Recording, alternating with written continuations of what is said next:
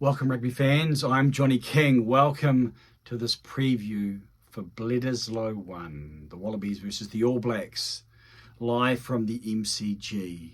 I'm going to start by addressing the elephant in the room, and I don't mean me. I'm actually not even that big. I've really tried to keep my weight down. I wish you'd notice that. That's actually quite weird. Indeed. Yes, this is my man cave, and that's the backdrop. Some hassle me about it, but broad shoulders. Scarf and hat, well, that's my own choices, so that comes with my territory. Now that we've worked that out, now that we've come to some type of resolution, what's happening over in the Victorian capital on this Saturday night?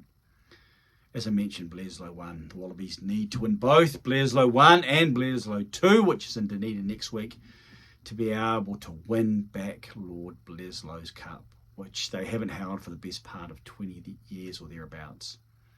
So it's been a while between drinks for them. And it's a rather large cup, so you can get a good sip. So what's going to happen? What do you think is going to happen? Can the Wallabies win? And if they can win, how is that going to take place?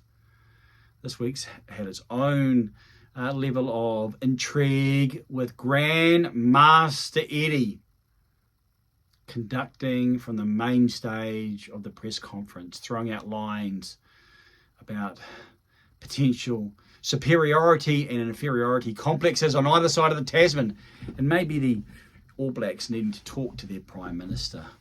Oh, he's a sneaky man, isn't that, Eddie? Wow, we're such insecure lots, this side of the Tasman. I mean, look, okay, fair call, you may have got us for a time, but we've grown stronger. We've grown stronger through the losses. And we can handle it now. So, was Eddie just trying to divert the attention of what has been a tough start to his 2023? 2 losses tonight, next week. Do you really think the Wallabies can win in Dunedin? Especially if they lose in Melbourne? It seems to be a significant moment for him. He's come back from England, the great deliverer. We'll call him Moses, maybe, or just Mo for short, because we're, on nickname basis on this channel. And things haven't gone according to plan. And with the Rugby World Cup in close proximity, then it's pretty significant for his unit to come together. And when you look at them in the lineup, I mean, I looked at the back line, I thought there's some talent there.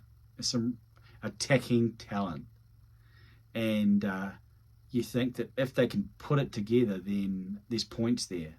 But then there's a question mark on the forwards. And of course, they're missing some individuals there. And not just missing individuals, but the glue and the teamwork and the dynamic, the cohesion, the intensity, the ferocity, the perseverance, being tough under fire. That's not what this Wallabies forward pack has been over too long a period.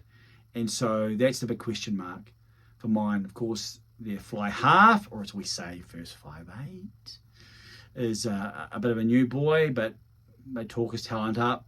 And if he can handle the jandle and hold his nerve, and if the match becomes more like the AFL code, maybe the ball's flying everywhere and a bit loose, then that back line can finish. But it's about the less attractive parts of rugby where I think they will struggle. The All Blacks should be able to take them in the line-out. They should be able to take them in the scrum. They should be able to take them in the breakdown with a young man who's been talked up in 7 with Michael Hooper out.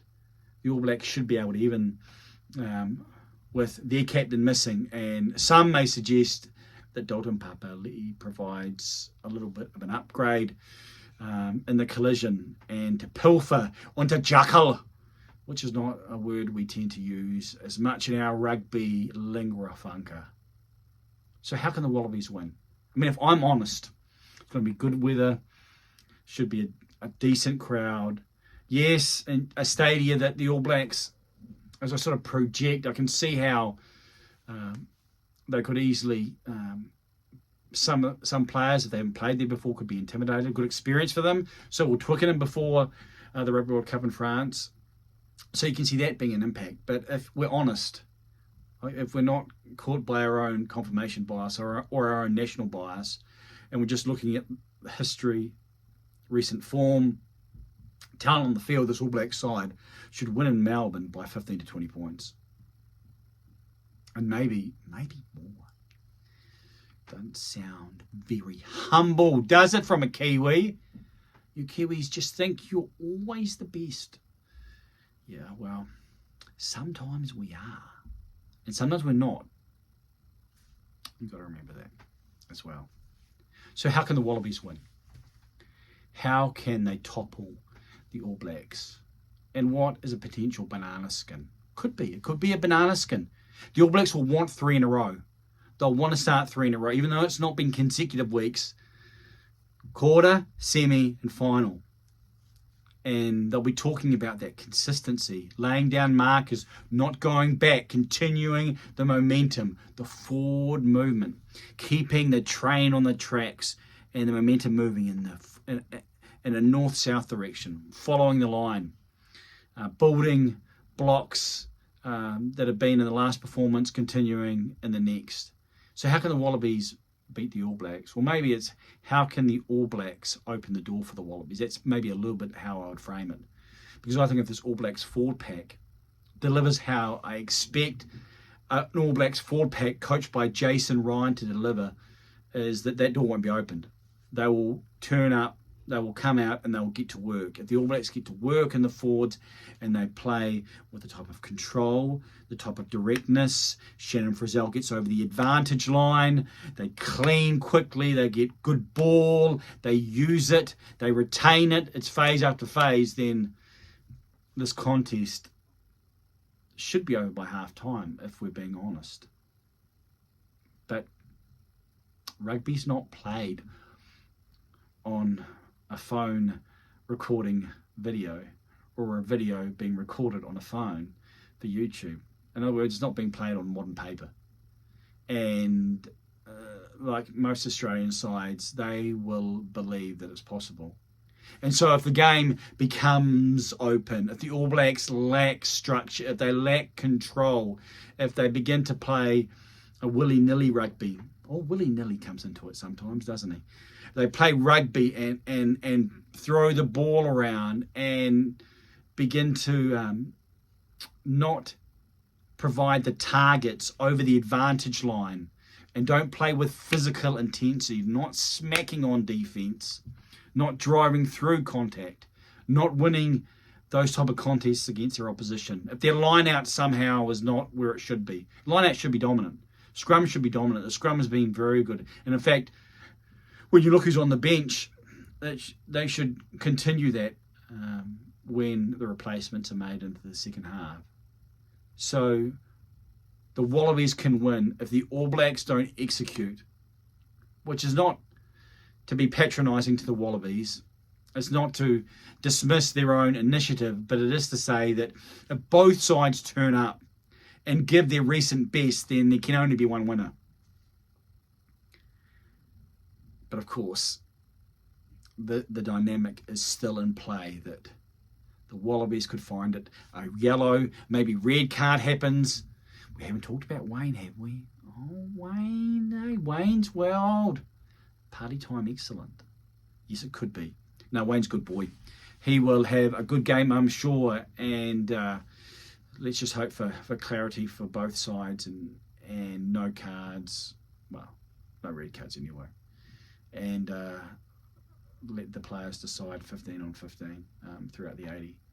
So the All Blacks should win. The All Blacks should win well. And if they don't win well, then the cracks will begin. The questions will be asked. They can win 1, they can win 2, but can they win 3? Can they put those performances back to back to back? Do they have what it takes to be able to handle the tension of tight rugby or the pressure of performing maybe when things aren't going your way?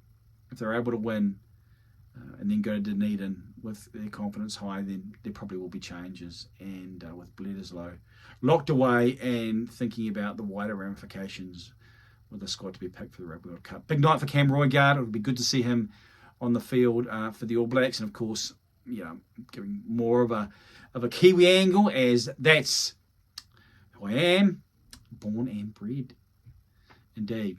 And so, looking forward to the kickoff. Of course, I'll be doing a commentary throughout. So much like I'm doing now, except I'll be consuming what's going on, and then it'll be put through my lens of my life, and then recorded and put on to this YouTube channel pretty quick smart after it's finished. It's better to do it this way at this stage.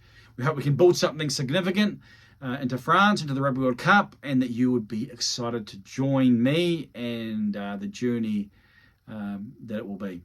You can follow me on Twitter or X or whatever it's called, the social media platform that was named at I am Johnny King. At I am Johnny King. Same as YouTube. That's a thing. Anyway, thank you for watching. I won't go on for any more time. I'm interested to hear what you think, what you're thinking, and it's going to be fascinating to see these various subplots in the game.